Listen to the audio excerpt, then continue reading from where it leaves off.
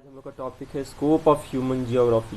तो फर्स्ट में हम लोग बात करेंगे relationship between man and his physical environment. वो जो है वो रिकॉग्नाइज किया था फर्स्ट जो है ग्रीक स्कॉलर्स और रोमन स्कॉलर्स एंशियंट टाइम में, लाइक हिकाटियस, हेरोडोटस, एरिस्टोटल जो हैं, एर्थनीज हैं, स्ट्रैबो, इनके द्वारा जो रिलेशनशिप है ह्यूमन और इन्वायरमेंट के बीच में कैसे रिएक्ट करता है, कैसे एक दूसरे को मॉडिफाई करता है, ये फर्स्ट टाइम रिकॉग्नाइज किया गया। ग्रीक और रोमन स्कॉलर्स के बारे में डिस्कस किया गया है, उनके द्वारा डिस्कस किया गया है। सेकंड में अरब स्कॉलर हैं जो जिन्होंने डिस्कस किया relationship between physical environment and cultural characteristic. कैसे एक फिजिकल इन्वायरमेंट कल्चरल कैरेक्टरिस्टिक को डिटरमाइन करता है, कैसे मॉडिफाई करता है, कैसे चेंज लाता है, वो अरब स्कॉलर्स ने डिस्कस किया। और फिर उसके बाद आते हैं जर्मन स्कॉलर जो हमबोल्ट हैं, रिटर हैं। उन्होंने फोकस किया कि रिलेशनशिप जो है इन्वायरमेंट का और सोशल ग्रुप्स का, फिजिकल इन्वायरमेंट और सोशल ग्रुप का कैसे एक रिलेशनशिप है, उस पे फोकस किया। और जो हमारे रिटर हैं उन्होंने एड कुंडे जो उनका किताब है उसमें फोकस किया है क्योंकि क्लोजेस्ट रेसिप्रोकल रिलेशन की बात की है ह्यूमन और अर्थ के बीच में। यानी कि वो कहते हैं कि एक दूसरे के बिना नहीं हो सकते, हम लोग एक ही सिक्के के दो पहलू हैं, इन्वायरमेंट और ह्यूमन दोनों रेसिप्रोकल हैं एक दूसरे के साथ। दोनों को हम लोग को एक साथ ही पढ़ना होगा, अलग अलग हम लोग नहीं कर सकते दोनों को, क्योंकि दोनों एक दूसरे में चेंज लाते हैं, एक दूसरे को मॉडिफाई करते हैं। फिर हैं जर्मन जोग्राफर फ्रेडरिक राइट्ज़ल जो जोग्राफी को ह्यूमन जोग्राफी को इंडिपेंडेंट डिसिप्लिन के रूप में इस्टेब्लिश करते हैं फर्स्ट टाइम। इनका दो जो बुक है एंथ्रोपो जियोग्राफी में जिसके द्वारा इन्होंने इस्टेब्लिश किया, उसका जो फर्स्ट पार्ट है उसमें broad vision of man and his work and a deep systematic analysis किया गया है complex relationship of human beings with physical environment के बीच में, जो कैसे एक दूसरे को अफेक्ट करता है। उसका एक पहली बार सिस्टमेटिक स्टडी किया गया ह्यूमन ज्योग्राफी के अंदर, जो फ्रेडरिक राइट्ज़ल के द्वारा किया गया था। अपने किताब में उसका डिस्कशन किया गया है एंथ्रोपो जियोग्राफी जिसका नाम था इस किताब का।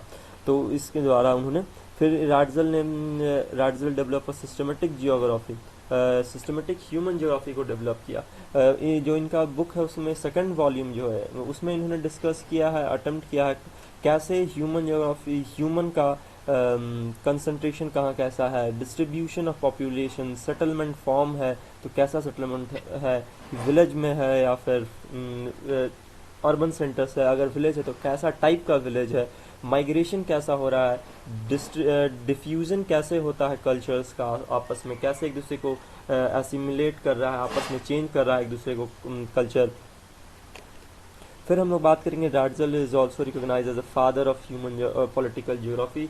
इसी में जो उन्होंने जो अपना बात किया था, राइट्ज़ल ने जो दिया था लेबनस्ट्रम का जो कॉन्सेप्ट है और state in as an organism का जो कॉन्सेप्ट है, उसके कारण इन्हें पॉलिटिकल जियोग्राफी का फादर भी कहा जाता है।